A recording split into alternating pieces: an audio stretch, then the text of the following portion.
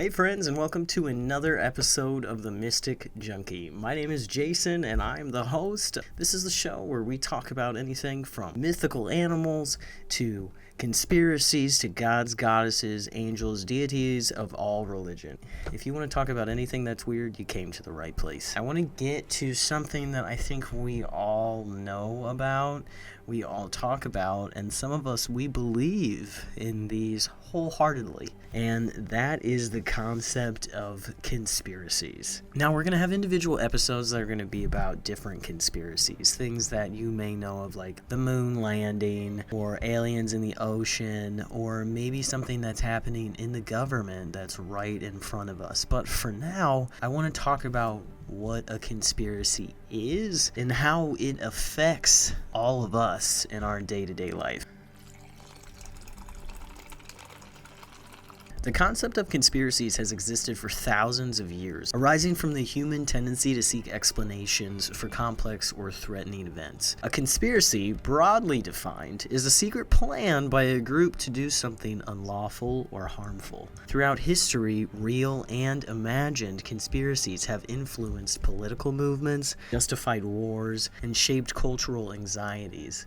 I think we can all think of something here and there that maybe we would consider a cultural anxiety. This report traces the evolution of conspiracy thinking from antiquity to the digital age, which I think that's now. If we go to the ancient roots of conspiracy thinking and the concept of a conspiracy, it really kind of goes down to government conspiracies and religious conspiracies. Because when you look back, times really have not changed. When you look at right now, what are the big conspiracies that we see all the time? We see government conspiracies. The government is doing things behind the scenes and they are trying to pull the wool over our eyes. Maybe they're a wolf in sheep's clothing, trying to trick us into something so that they can take control. Or it's a religious conspiracy. From the beginning, one of the original conspiracies happened in ancient Greece and Rome. It's a political coup, the assassination of Julius Caesar in 44 BCE.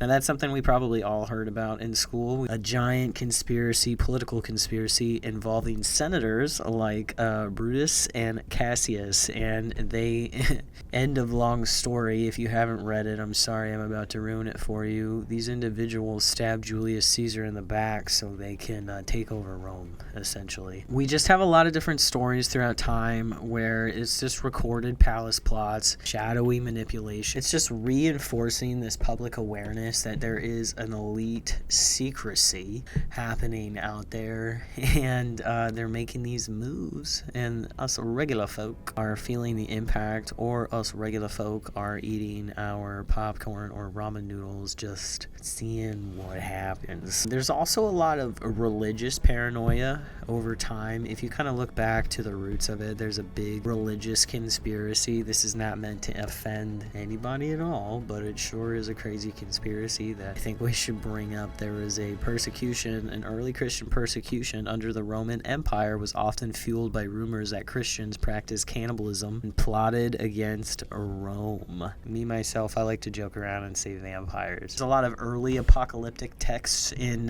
both Judaism and Christianity that warns of hidden enemies and divine retribution, planting seeds for later religious conspiracies to grow.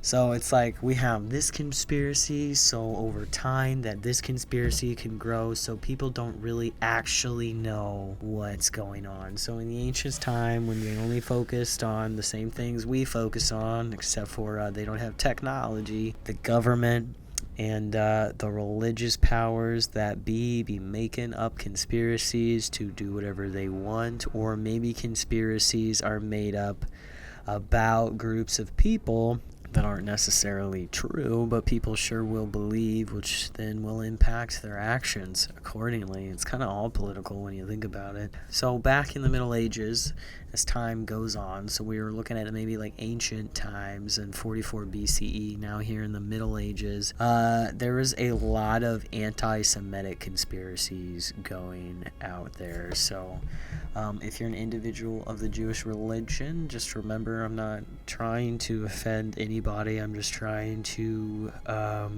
go over as much as I can briefly about kind of where conspiracies go. And I think individuals who practice Judaism, people of the Jewish faith, I think they are no stranger to conspiracies being said and made up about them. So that started back in ancient times. So the big powers that be are making up stories about each other like you do in high school and telling other groups of people that they're bad, so we don't like them anymore. So these religions are doing this so they can just control people.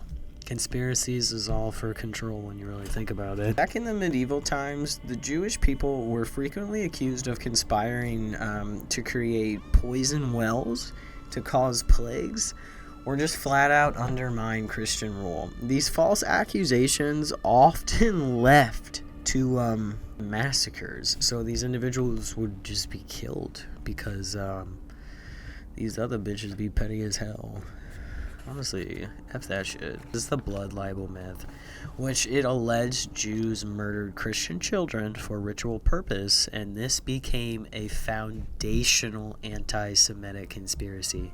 One of the reasons why we're hearing a lot about this, a lot about conspiracies that are very anti-Semitic, and individuals are believing these once again. We're going through generation cycles where generations are growing up, they're growing and maturing into society, and now they're not just a kid anymore, they're a part of society, so they're discovering new things, and they're reading about these conspiracies. And right now in society, we're not necessarily understanding that there are two types of conspiracies. There are conspiracies when people are conspiring to do something behind your back, and then there are conspiracies, and then this is true and it's happening, and then there are conspiracies where it's not true and someone is just making it up.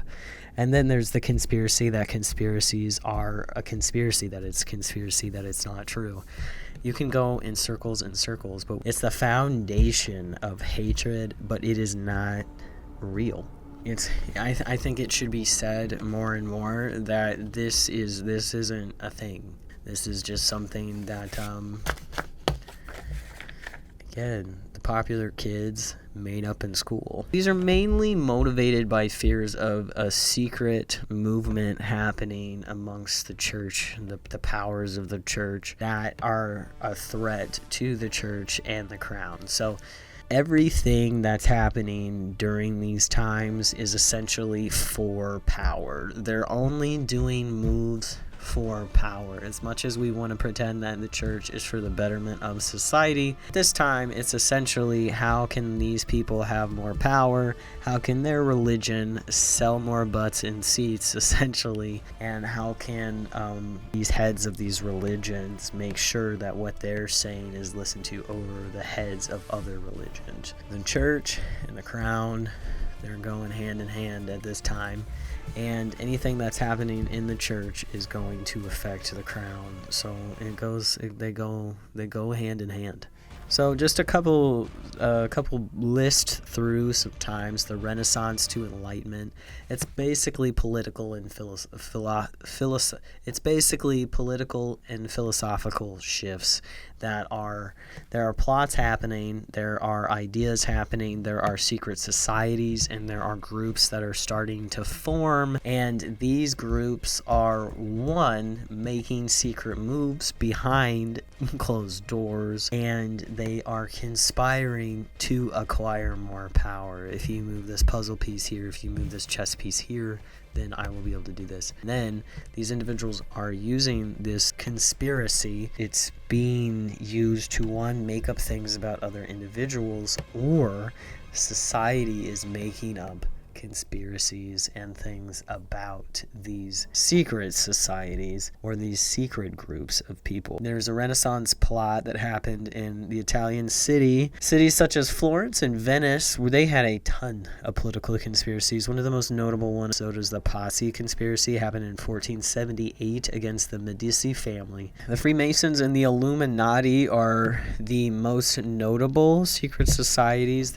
I think there's a couple more that I could probably probably name, like the Bohemian Grove. I just recently finished a little book on that. It was very interesting. But back in the 17th and the 18th century, the Freemasons, which was the rise of a secret fraternal organization, they met and they sparked paranoia over a shadowy government that symbolized the elite's control. And the Illuminati is a Bavarian secret society founded in 1776, quickly became the centerpiece of theories around a new world order.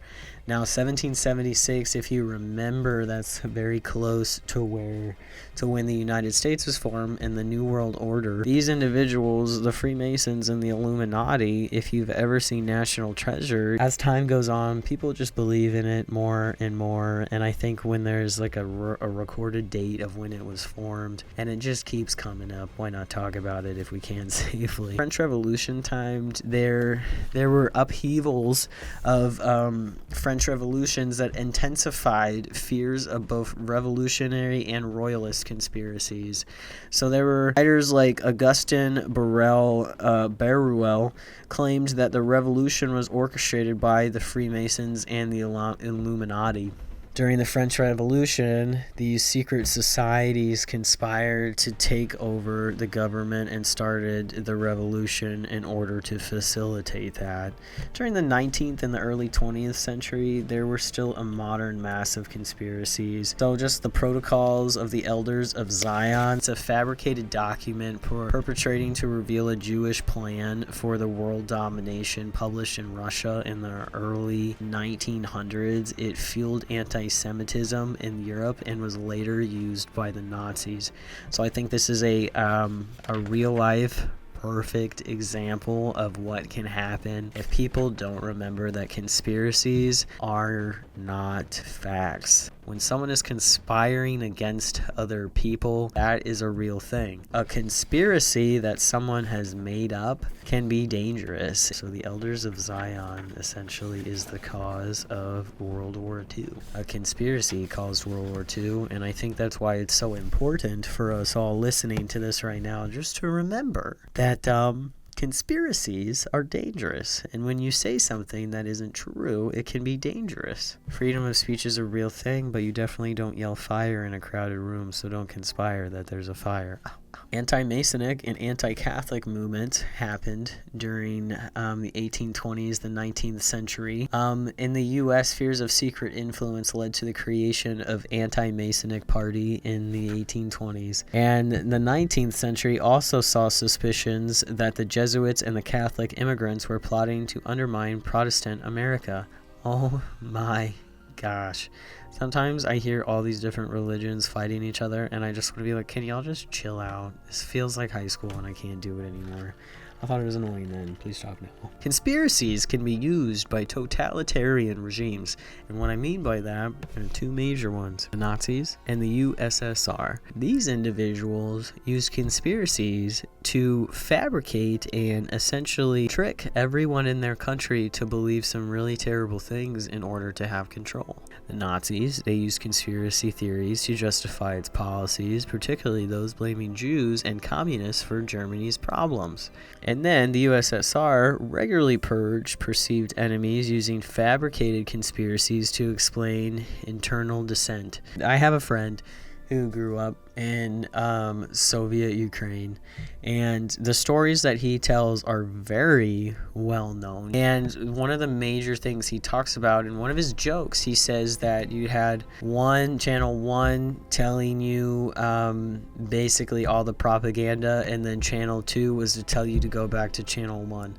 And there's some shred of truth to that, and they used conspiracy theories about other countries in order to brainwash the individuals in their own country to believe certain things in order to maintain power and control. The Cold War and post-war conspiracism. So we've all heard of the Red Scare, or if you haven't heard of the Red Scare, there's the fear of the communist infiltration in the U.S., which led to widespread paranoia and accusations during the late 1940s and 1950s. I have friends who were around, went to school during those times, and you were going through like all of these different drills where you were seriously in fear that the country was going to experience a bombing, and they would practice getting under the desks. And when you really think about it, it's like, is a desk going to stop? But as a kid, these individuals were dealing with this. You wonder as adults why a lot of these individuals are a little jumpy, or maybe have a little bit of PTSD. And then there's the Senator Joseph McCarthy, which was accused numerous public figures of being a part of a communist conspiracy. So McCarthyism was known where people were just getting accused of being communists. It's kind of like where you hear, like in comedy, you hear, hey, you're just a commie. You hear that being said and made fun of a lot, but I think people don't really think about that individuals really did believe that there were communists everywhere, and all these people were being accused of being communist in the government, and that they were conspiring against the United States of America to take over the government and take over the people. There's a lot of assassination theories. So JFK, Martin Luther King Jr., and RFK, all of their assassinations, they led to public distrust of the official narratives. These three individuals, the way that they were killed and why that they were killed, they were changing society and impacting society, and all of a sudden they're gone. Society's got a lot of questions. And there's a lot of alternative theories involving the CIA, mafia, or rogue elements within the government. So some people think the CIA took these individuals out. Some people think the mafia did. Or was it just a rando guy? Or was it another country? We don't really know. A conspiracy that we all believe is real, and I don't know if we can really consider it to be a conspiracy. This is one where I'm like, this shit is real. Why are we it's considered a conspiracy, and it's UFO and the government. That's when the government covers up stuff at the same. It's called coverment. When that happens, we all know about it, and the most famous one is a 1947 Roswell incident and the creation of Area 51, which led to the growing suspicion about extraterrestrials and hidden knowledge. Focus conspiracy theories involving aliens and UFOs. We have the Tic Tac UFOs that individuals in the Air Force saw and recorded, and that was released back in 2020. The United States declassified a ton of UFO files, and some conspiracy theorists and alien lovers went through them, and they were able to find out a lot of information. And back in 2022, 2023, government had a lot of public hearings on aliens, and some of it caught and some of it didn't. They're called UAPs, so UFOs aren't even really a thing anymore. So unidentified aerial phenomenon. That's not really anything other than public interest in it, and maybe the government's desire to not be honest with the public out of the fear of maybe not being able to handle what type of information that they are receiving. I feel like if anything, if they can handle all, like as children, a Red Scare and freaking nuclear war, the Cold War, everything that's happening there, I think they can handle aliens. So these days, conspiracy thinking and the digital age kind of go hand in hand. It's really easy to push conspiracy theories and conspiracy narratives forward using social media. It really doesn't take much effort at all. You can create something shiny or write something nice and say something with a whole lot of power and gusto, and people will believe you. The internet and social media is a really great place to spread all the conspiracy theories that you can think of, and algorithms often amplify emotionally charged and fringe content. One of the reasons why we're here right now. But with that is a power that individuals with a lot of money, maybe resources, can use to spread their theories, which goes into the conspiracy of elite secret societies using power and wealth to control society. And social media seems to be a very good tool. How do we know that's a real thing? Social media was one of the main driving forces in our recent political election.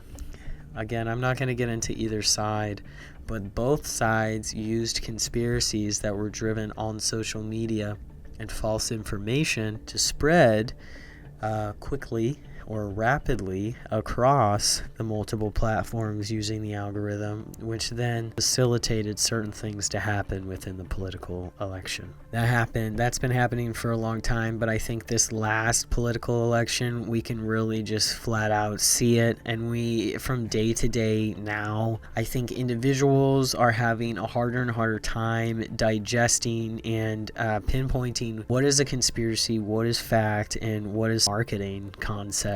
And what do you do with that? So 9/11 is one of the biggest early 2000 conspiracy theories, or it became a conspiracy theory. I remember 9/11, and I was just a kid. I lived in St. Louis, Missouri at the time, and I was sitting in the cafeteria, and we had TVs in the cafeteria, and I saw what was happening on the TV and wasn't really sure what I was digesting. But these days there are a lot of conspiracies that the individuals who were pinpointed to be the ones facilitating it, maybe that wasn't the case. But I think if you look into it a little further, maybe watch a couple of documentaries, there's a new documentary that came out on Netflix. It's one of those things where you really don't want to have that type of distrust in the government. It's kind of sad if it's a conspiracy. QAnon is a huge digital age messaging service that combines older conspiracies with digital age messaging, asserting a hidden battle between good and evil that is always happening. It is making stuff up. The conspiracy thing, the things that are happening are not real. It is one of those things where you should check your source and realize that your source is lying to you. And it is now one of the biggest effectors of society, or different groups of small little tribes of society believing in some pretty wild things. And then we all know about the anti-vaccine movements and the COVID-19 conspiracies that illustrate how public health crises can fuel misinformation. I remember when all of that was happening, and I don't really want to get into it, but I do remember really understanding how impactful misinformation can be, and how too much information can be worse than having no information at all. Because if you're giving too much information, you may not know actually what is useful information or what is real information. Information isn't always true. Sometimes people are just making shit up because they want to sell something, or maybe they're making shit up because they don't want other people to buy things, or maybe they're not making shit up and some people just can't handle something. There's so much going on, and if you try not to react immediately and maybe take things in, it's a little easier. But again, I don't want to really go into that one ever. There's a lot of cognitive bias, so there's pattern recognition, agency detention, and confirmation bias that contribute to the belief in conspiracies. The thing that I like to remember when people say that there are patterns happening and like some really, really wild things, I don't want to discredit anybody's beliefs unless they're crazy. And even some of the crazies have some truth to it. But I do want to talk about how sometimes patterns exist because nature creates patterns naturally. Sometimes things happen in a pattern not because something is happening on purpose, but because nature facilitates it. If you really want to get into sacred geometry or sounds or light rays, or there are a lot of different forms of our world that facilitate natural patterns. A lot of times patterns contribute to balance and an easier way of living. The thought process of, this is me on my soapbox by the way, the thought process of patterns mean conspiracy is a slippery slope, because what it can do is it can create anxiety or social upheaval during spiked periods of trouble or intensity, or maybe things that are happening around us that we don't understand, and we're trying to look for an answer, so we're finding patterns, and sometimes those patterns are just happening. Sometimes those patterns contribute to something, but the more you look for a specific thing, the more you find it. So maybe allow things to come as they come and allow things to happen as they do, and rather than jumping to conclusions based upon soul patterns or a desire to prove your cognitive bias, you'll find some relief from the belief in conspiracies. All these things really, they lead to a distrust in our government, they lead to a mistrust in our media, they lead to a mistrust in our science, a mistrust in people and society in general. They lead people to go to alternative explanations, and they cause individuals to maybe not know what is real. In conclusion, conspiracies, both real and imagined, have shaped history, politics, and culture. While some conspiracies have been uncovered and proven true, most functions as reflections of society's anxiety, political fear, and the human desire for order and chaos. Understanding the history of conspiracy thinking is crucial to addressing its impact in our increasingly interconnected world. Do you see conspiracies around you happening? I think we all do. And I think it's important for us all to know that there are individuals who are conspiring to do things, and there are crazy conspiracies that people are making up to cause chaos. There are patterns happening that aren't anything other than chance, and there are real things that are happening that are hurting people that are being called a conspiracy. There's a lot happening out there, and the more we have technology and the more we have more voices out there and the more information that gets circulated, the harder it is to understand what is real and what is not. I think one of the things to take away from this is to always check your source.